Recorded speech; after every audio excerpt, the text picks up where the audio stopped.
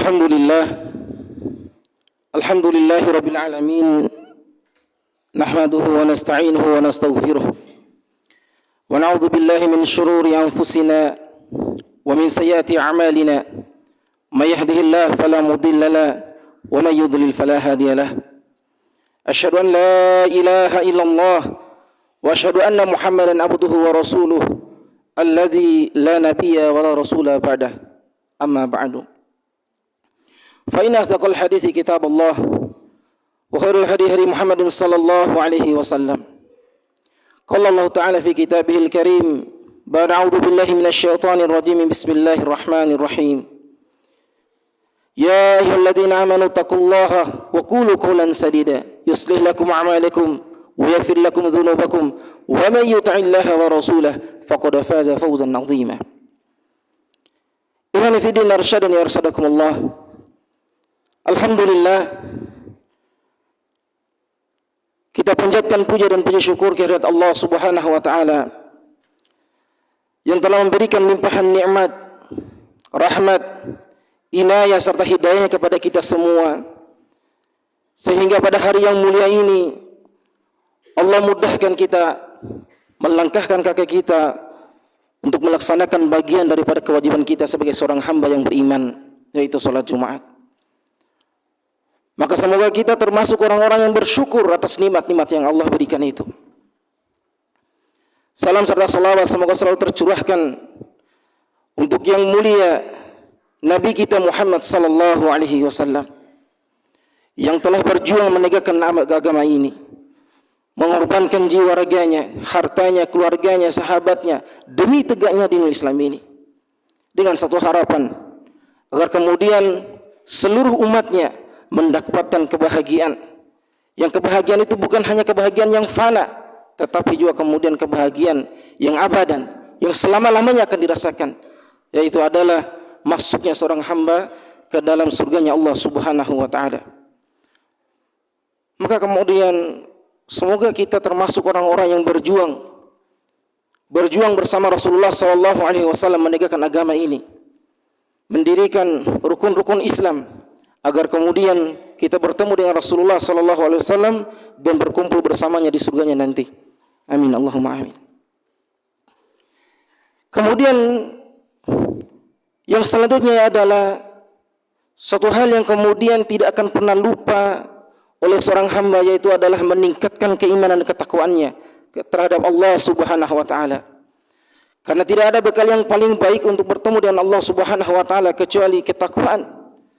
Ketakwaan dalam artian berusaha menjalankan seluruh perintah Allah Subhanahu wa taala dan berusaha untuk meninggalkan seluruh larangan Allah Subhanahu wa taala kemudian Rasulnya. Fatazawwadu fa inna khairaz zadi taqwa. Karena sesungguhnya bekal yang paling baik untuk bertemu Allah Subhanahu wa taala adalah ketakwaan. Ikhwani fi din arsyadani wa arsadakumullah jami'an. Pada kesempatan yang mulia ini, izinkan kami menyampaikan salah satu khutbah dengan tema yang sangat penting.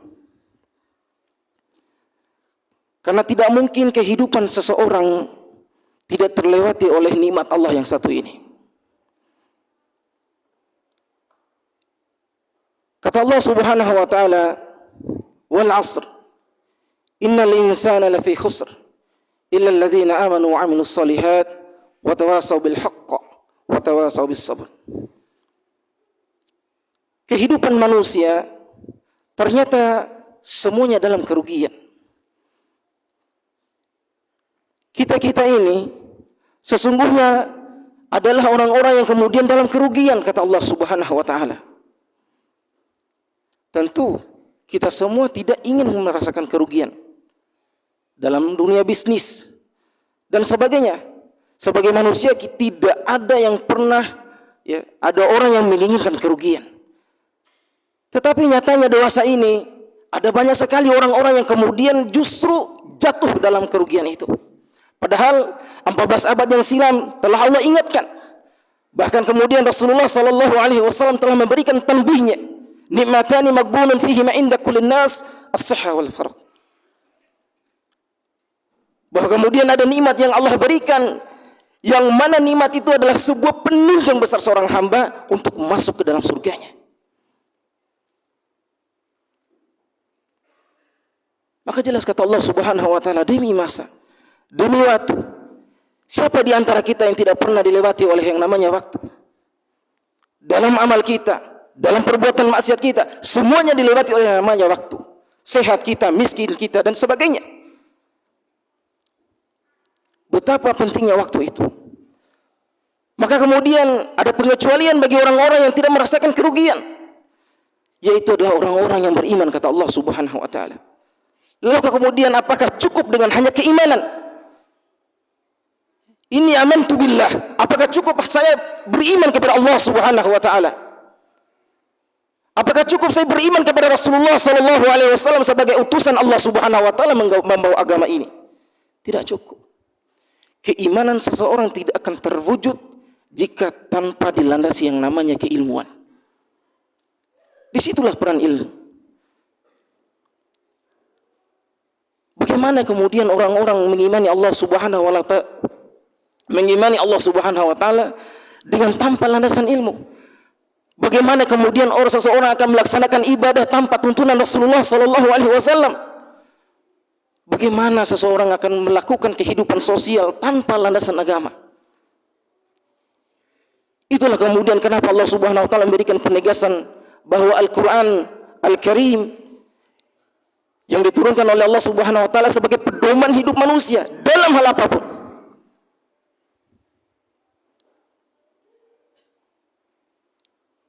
Ada begitu banyak hal yang perlu kita pelajari. Bagaimana seseorang mengaku dirinya beriman tetapi dia masih melaksanakan, terbiasa dengan hal-hal yang maksiat, terbiasa dengan hal-hal yang dilarang oleh Allah Subhanahu wa taala. Bagaimana kemudian kita mengetahui bahwa ini haram, bahwa ini halal? Tidak mungkin kesemuanya kita tahu tanpa melalui yang namanya ilmu. Itulah kemudian mengapa Rasulullah sallallahu alaihi wasallam mewajibkan yang namanya belajar. Talabul ilmi fardhatun ala kulli muslim. Bahwa kemudian wajib bagi seorang muslim untuk belajar ilmu agamanya. Yani fiddin arsyani warsadakumullah jami'an. Kalau kita berpikir ketika ada masalah, ketika kita memiliki barang yang kita sungguh sangat sayang dengan barang itu, maka tentu kita akan mempelajari bagaimana cara memperbaikinya. Lalu bagaimana dengan kita? Bagaimana kita manusia yang Allah ciptakan, laqad khalaqnal insan fi ahsani taqwim. Di mana manusia Allah ciptakan dengan sebaik-baiknya ciptaan. Kenapa kita tidak kembali kepada Al-Quran dan As-Sunnah dan qaulul ulama, pandangan para ulama bagaimana harus menjalankan hidup, bagaimana kemudian harus bermasyarakat dan sebagainya? Itulah kemudian karakteristik yang paling pertama orang-orang yang tidak akan mengalami kerugian, yaitu adalah orang-orang yang beriman, yang bukan hanya beriman saja, tetapi kemudian dilandasi dengan yang namanya keilmuan. Tentu yang dimaksud di sini adalah ilmu syariat. Kemudian karakter yang kedua, kata Allah Subhanahu wa taala, wa 'amilus shalihat. Orang-orang yang kemudian melaksanakan amal-amal baik. Perkara melaksanakan amal-amal yang baik ini adalah buah dari keimanan. Yang mana kembali kepada hal yang pertama tadi, keimanan yang dilandasi dengan keilmuan. Tidak mungkin, salah satu ulama menyampaikan bahwa ketika seseorang belajar khususnya tentang agamanya, lalu kemudian ia tidak mengamalkan apa yang dia ketahui, maka ia masih termasuk orang yang merugi.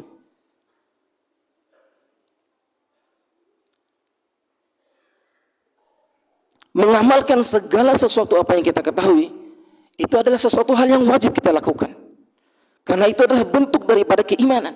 Ketika seseorang mengatakan asyhadu an la ilaha illallah wa asyhadu anna Muhammadar Rasulullah, maka kewajiban sebagai kita yaitu adalah kemudian menjalankan apa yang menjadi konsekuensi di dalam syahadat itu.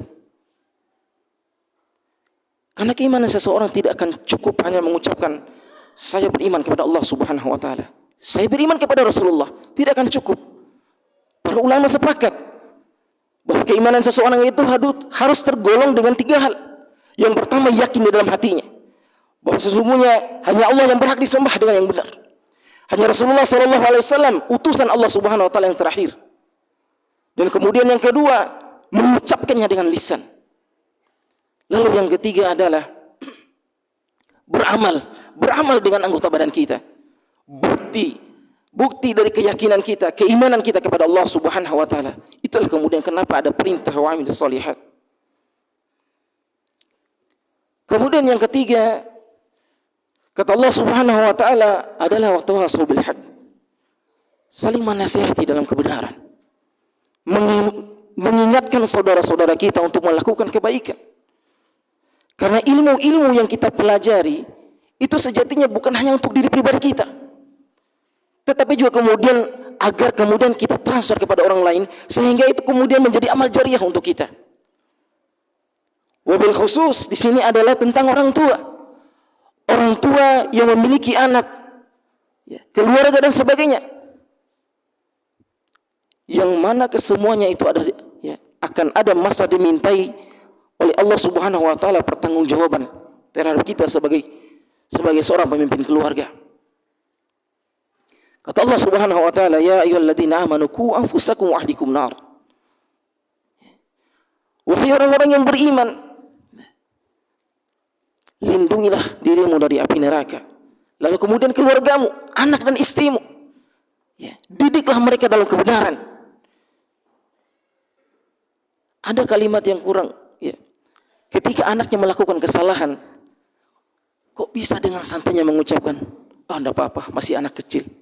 Padahal tidak seperti itu. Ketika seseorang melakukan kesalahan, kita perlu mengingatkannya. Khususnya adalah keluarga kita, anak-anak kita, istri-istri kita dan sebagainya. Yang perlu kita ingatkan untuk melakukan kebaikan. Bukan kemudian malah membiarkannya untuk terbiasa dengan melakukan sebuah kesalahan. Kita didik mereka, masukkan mereka ke dalam sekolah-sekolah yang bernuansa Islam. Karena sungguh sangat miris ketika seseorang muslim yang tidak tahu tentang agamanya. Dosa ini ada begitu banyak anak-anak kita yang tidak mengerti tentang rukun iman dan rukun Islam. Padahal itu adalah dasar-dasar agama kita. Tidakkah kita malu mengaku diri sebagai seorang muslim tetapi kita tidak mengetahui dasar-dasar agama dan akidah kita? Selanjutnya kata Allah Subhanahu wa taala yaitu adalah wa tawassaw bis sabr. Karena tidak mungkin melakukan suatu kebaikan itu tanpa cobaan. Seseorang yang melakukan kebaikan mesti ada cobaannya. Jangankan kita. Para anbiya, nabi-nabi, bahkan Rasulullah SAW tersendiri mendapatkan cobaan. Padahal apa yang dilakukan adalah sebuah kebaikan. Tidak akan mungkin seseorang melakukan kebaikan tanpa ada yang namanya ujian dan cobaan. Maka mari kita mawas diri, belajar tentang agama kita ini.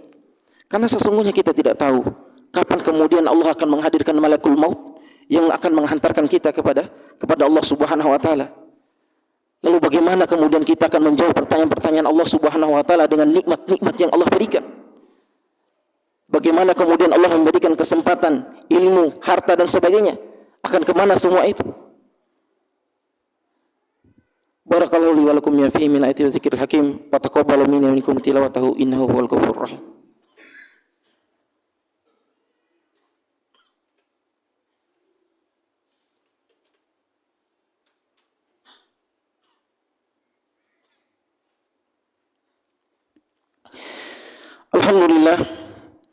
Alhamdulillah rabbil alamin.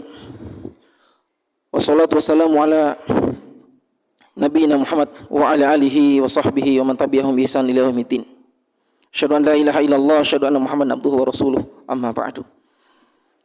Ikhwan fi din arsyadini warsadakumullah. Jika dikelompokkan, sesungguhnya manusia secara umum itu terbagi di dalam 3 kelompok.